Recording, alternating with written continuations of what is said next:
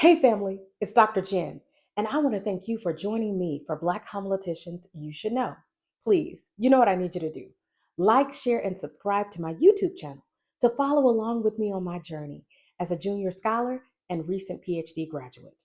As I shared on last week, if there are any names that you think should be added to the list that I share based upon the criterion lifted in my videos, please add them in the comments. Why? Because that's how we as scholars learn and grow.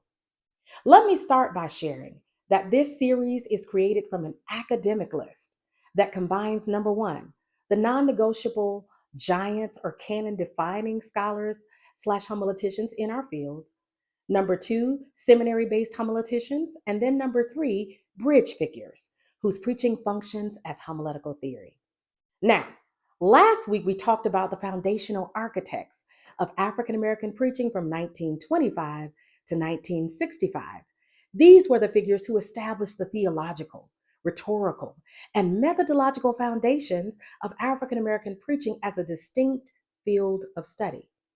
But this week, I'm back to share a list of the canon forming homileticians from 1965 to 1995. These are the scholars and preacher theorists who formalized African American homiletics as an academic discipline. I have one update to our flow. Not this week, but next week, we will talk about our seminary based homileticians. Let's get into it. Number one, James Henry Harris. He developed African American homiletical theory with attention to language, imagination, and theological aesthetics. Number two, Cleophas J. LaRue. He defined narrative, testimony, and celebration as central methodological commitments of African American preaching.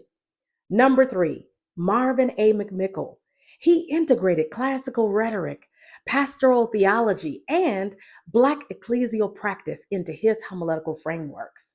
And then finally, number four, Frank A. Thomas, who is one of my mentors and the visionary of the world's only PhD program in African American preaching and sacred rhetoric. He's known for expanding the field of homiletics through womanist, dangerous, and celebrated preaching frameworks that bridge the academy and the pulpit. Well, that's this week's edition of Black Homileticians You Should Know. See you next week.